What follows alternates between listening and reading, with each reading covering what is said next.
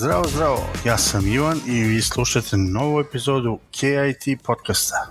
Ovo je 5. po redu epizoda i poslednja u ovom bloku, prvom bloku epizoda kojom se bavimo osnovama IT-a. Danas ćemo istraživati materijale koje oblikuju 21. vek, koje pokreću ekonomiju, menja društvo i kao nijedna sirovina pre neprestano se stvara. Podaci. Često se čuje poređenje da su podaci nova nafta, metafora koja snažno oslikava njihovu vrednost. Međutim, ta analogija je u svojoj suštini nepotpuna. Dok se nafta crpi iz ograničenih zaliha, podaci se generišu neprestano, eksponencijalnom brzinom, a njihova prava vrednost ne leži u pukoj količini, već u rafinisanju, analizi i transformaciji u konkretne uvide. Da bismo razumeli moć podataka, osvrnimo se na dva svakodnevna primjera. Prvo, zamislite da otvarate Google Maps. Aplikacija trenutno zna vašu lokaciju, nudi vam najbliže putovanje do odredišta i predviđa gužvu u saobraćaju. Iz ove prividne magije stoji sofisticirani sistem prikupljanja podataka. Google prikuplja informacije o vašoj lokaciji u realnom vremenu, čak i kada ne koristite aplikaciju. Koristite signale sa vašeg uređaja poput GPS, IP adrese. Kontrola nad ovim procesom postoji, ali je složena. U podešavanjem možete izabrati da li aplikacija može da koristi vašu lokaciju u svakom trenutku, samo dok je otvorena ili nikada. Iako naizgled dajete dozvolu, osnova poslovanja počeva na neprekidnom prikupljanju podataka. To stvara stalnu napetost između korisničke kontrole i prirode digitalnih servisa. Drugi primer je Spotify.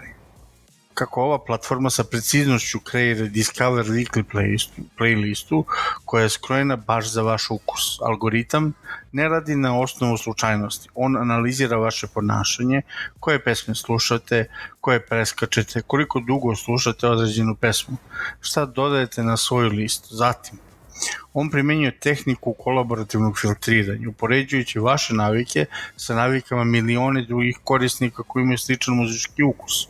Na primjer, ako vi i stotine drugih korisnika slušate pesme A i B, a mnogi od njih uživaju i u pesmi C, Spotify će vam preporučiti pesmu C, iako je nigde pre niste čuli. Pored toga, koristi se i analiza samog audio zapisa, da bi se prepoznao ritam, raspoloženje i žanr, kao i obrada prirodnog jezika za analizu teksta.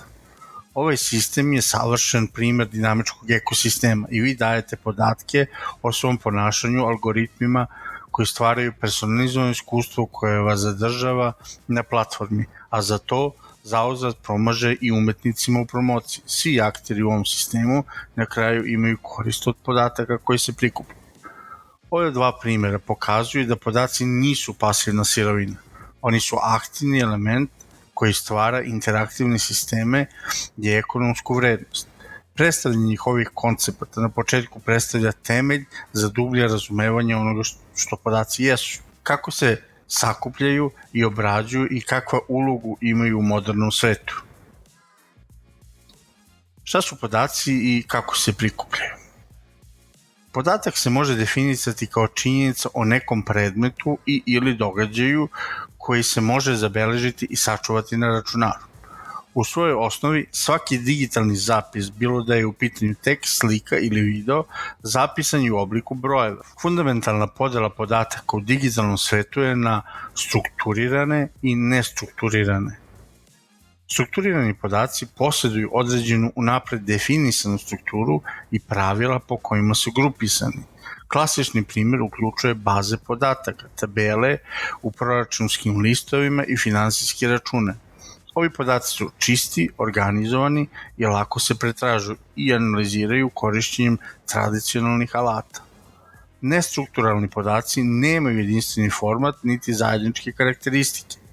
Oni čine većinu podataka koje se danas generiše i obuhvataju tekstualni sadržaj, email poruke, postove na društvenim mrežama, multimedijalni sadržaj, slike i video fajlove i podatke sa IoT uređaja.